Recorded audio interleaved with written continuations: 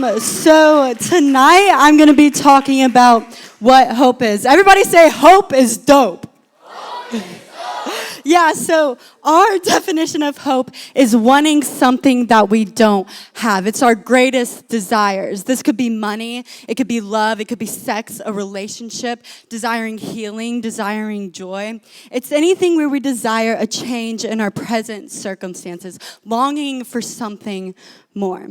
You know, today we get so caught up in what's next. Where's the next party? Where's the next game? Where's the next big event? We're constantly chasing something that we deem as better, something that we think will fulfill us. And where our desires are, our discipline is. Where your mind is, your time is. But God's definition of hope is being confident that something better is coming. It's trusting that God has something better in store for us. And that's Jesus. Jesus is hope, and hope is Jesus. He gives us the ability to see the future kingdom in the present moment, no matter what your circumstances may be. You may be in a dark place, but if you're grounded, if you're rooted in hope, you will overcome it. So Romans 8:18 says, "For I consider that our present sufferings are not worth comparing with the glory that will be revealed in us." Hope is not based on our feelings. It's not based on our circumstances, but it's based on the promise of God that glory will be revealed. I don't know what you walked in here facing today. Maybe you're feeling lonely. You're feeling defeated at the end of your rope, feeling like you're stuck in this endless cycle of pain. I was there before. Around the end of 2019, early 2020, my depression was at its worst. I was really struggling in my faith. I was doubting God constantly, just who he was. I was fearful to get out of bed, not knowing what's next. I was overwhelmed with uncertainty and loss. I was broken, and I was scared. And y'all, how we look at our situation, it matters a great deal, and it will dictate our feelings and our behaviors in response. Our perspectives are important. Our decisions and how we live our lives are based on how we see things. And y'all, our hearts are deceitful, because I looked at my situation and I made it seem as though it was the end, that I had nowhere else to go, that my life was over, that I was stuck. I asked God, why me? Lord, I've been so faithful. God, I go to United every Sunday. God, I go to Life Group every Wednesday. Lord, I went to Epworth. God, I pray. God, how do you expect me to have hope when I can't see a light at the end of the tunnel? God, how do you expect me to have hope when I feel bound to hopelessness? But God says, take heart.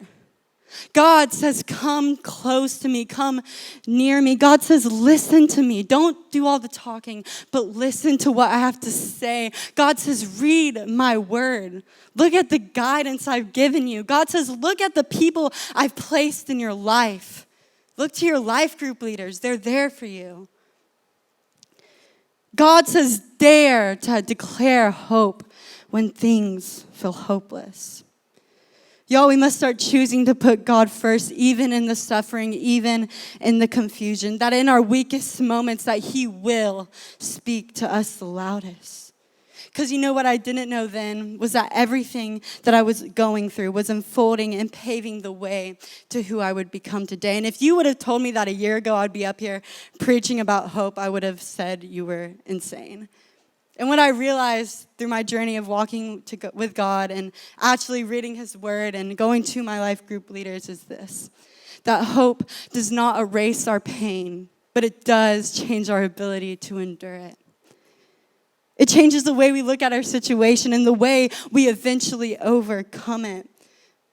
I want to remind your heart that Jesus, the King of Kings, still and forever reigns. That he takes what the enemy means for evil and he turns it for good.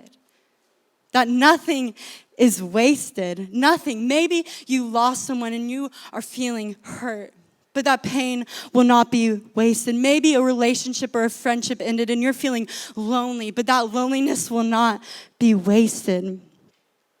Maybe you had this big expectation, this big dream, and you didn't achieve it, but that pain will not be wasted. It is used for something greater.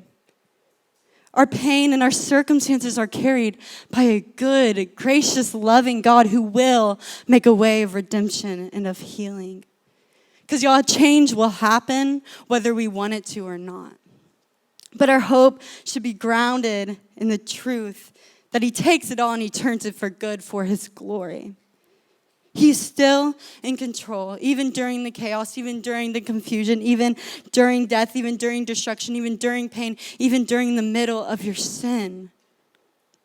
Y'all, our hope should be grounded in the truth that we have a powerful God who will make a way. He has a plan and a purpose for our lives.